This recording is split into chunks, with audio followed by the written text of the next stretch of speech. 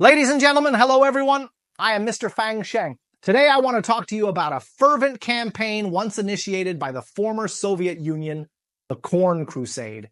We all understand the principle that food is the foundation of the people, and this is especially true for a country ravaged by famine and war in modern times. The Soviet Union is a prime example of this. In the first half of the 20th century, the Soviet Union experienced various wars and famines. So when the situation stabilized a bit in the 1950s, the Soviet leader at that time, Khrushchev, came up with an idea to solve the Soviet Union's food problem: the widespread cultivation of corn. Why corn? Why not something else?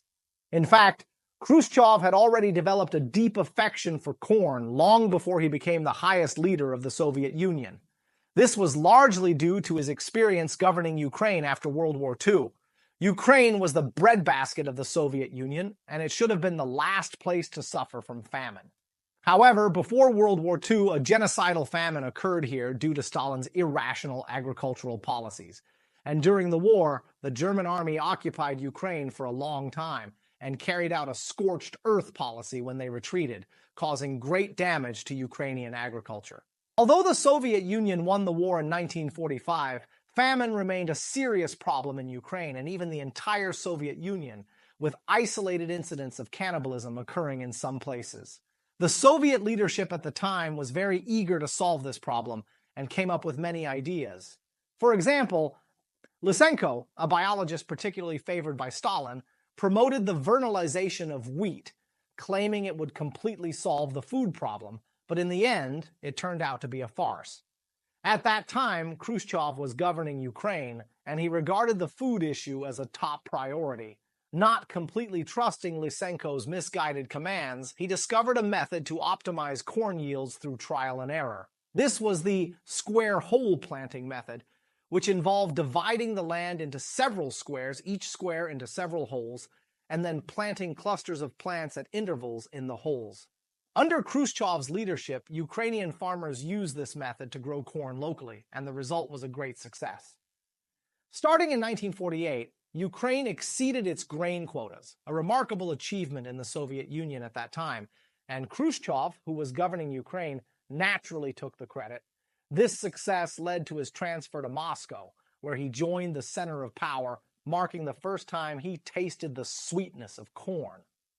In Moscow, Khrushchev continued his experiments by promoting corn cultivation on 2 collective farms near his residence. The grain yield on these farms also showed a significant increase.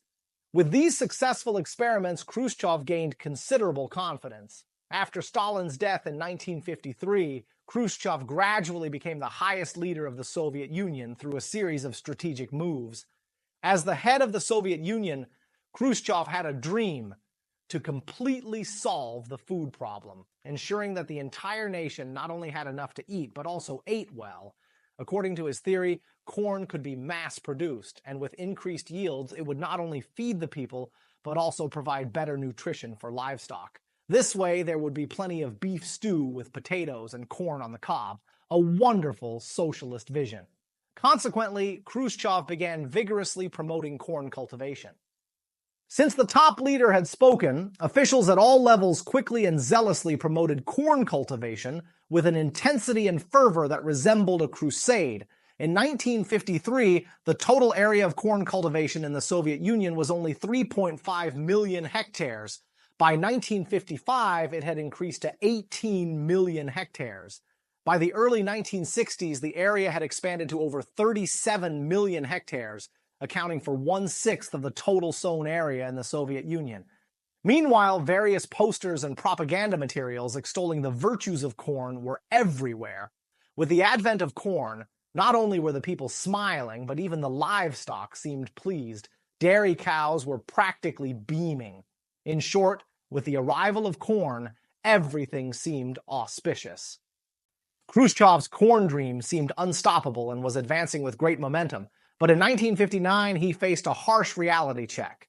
The blow came not from within, but from the Soviet Union's biggest ideological enemy at the time, America. In September of that year, U.S. President Eisenhower invited Khrushchev to visit, and since Khrushchev had a particular interest in corn, he made sure to visit a corn farm in Iowa.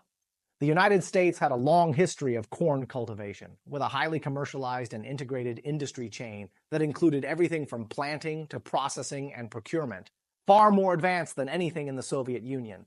This deeply shocked Khrushchev. The Soviet Union was supposed to surpass the United States in every aspect. And since corn was something Khrushchev personally championed, it was unacceptable for it to fall behind. After returning home, he decided to promote corn cultivation with even greater vigor, authorizing the establishment of a dedicated corn exhibition hall at the Moscow Exhibition Center and even opening a specialized corn store in Moscow. As the saying goes, what the leader likes, his subordinates will pursue with even greater enthusiasm. Seeing Khrushchev's firm determination to promote corn, someone quickly stepped up to show unwavering support. This person was Lifeano, the governor of Ryazan Oblast. Governor Lifeano boldly pledged to fulfill Khrushchev's mission and achieve the remarkable feat of tripling meat production within a year, a feat that was hailed at the time as the Ryazan miracle. But what extraordinary methods did this governor use to achieve such a feat? Increasing corn production in Ryazan Oblast was no easy task, and using that corn to feed cattle and sheep to increase meat production was even more challenging. However, these objective difficulties did not dampen the governor's determination to advance. To meet the meat production targets set by the higher-ups, Ryazan Oblast took a bold shortcut. They slaughtered all existing livestock, including dairy cows. They even resorted to exaggerating and falsifying production reports. It can be said that in order to complete the mission, they were willing to do whatever it took, even if it meant killing the goose that laid the golden eggs or causing long-term harm. Unfortunately, Khrushchev was unaware of the true situation in Ryazan. He only saw the superficial success of the Ryazan miracle and went on to heavily promote and commend it, even awarding the governor the prestigious Lenin Medal. However, the Ryazan miracle couldn't be sustained. All the livestock in the entire oblast had already been sent to the slaughterhouse, and even if every last mouse were caught, it still wouldn't be enough to meet the quota. But the military orders were still in effect, and Governor Lifeano had no choice but to scour other regions for livestock to barely scrape by. Once the livestock from other areas were exhausted, the time came for the Ryazan miracle to be exposed as a sham. Eventually, the truth came out, and Lifeano was stripped of his Lenin Medal and all honors. To avoid taking responsibility, he ultimately committed suicide. Of course, the Ryazan miracle was not an isolated case at the time. In order to meet the target set by Khrushchev, many local officials resorted to deception, with some even secretly importing corn from foreign countries to make up the numbers.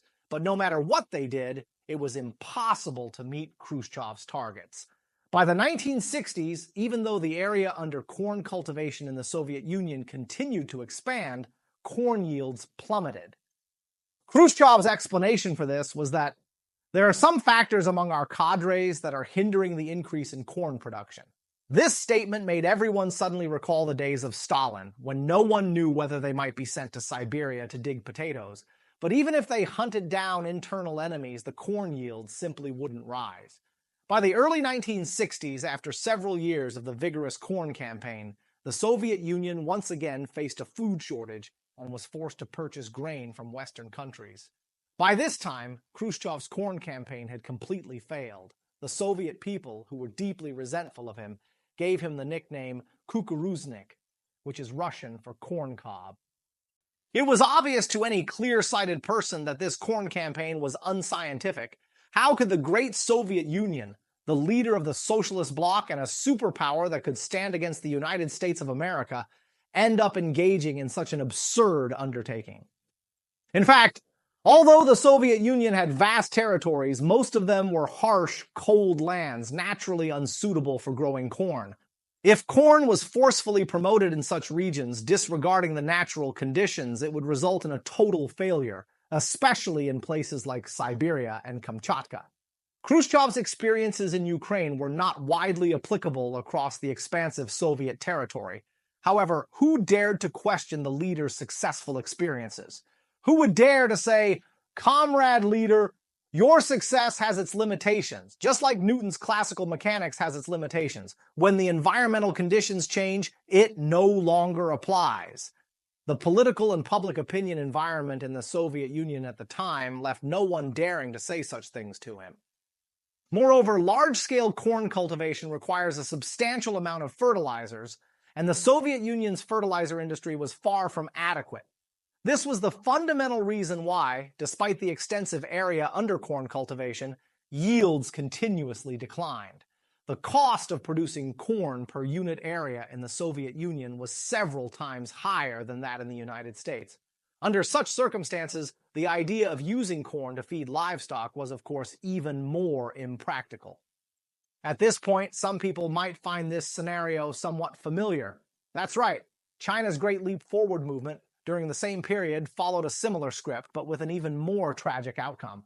The Soviet Union at least had a relatively developed industrial sector and was merely focusing on an agricultural campaign.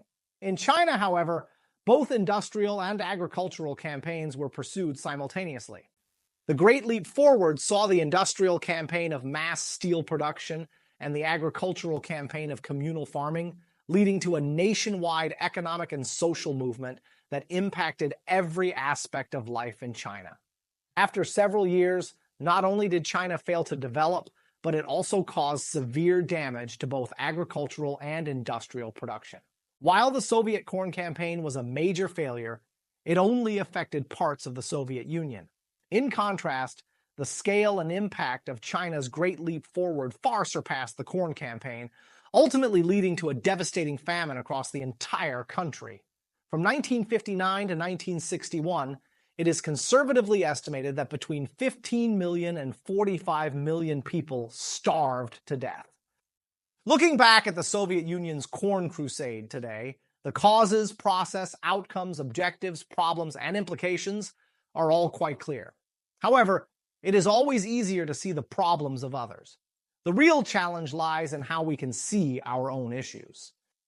All right, that's all for today. I'm Mr. Fang Sheng. Thank you for watching, and please feel free to subscribe to my channel.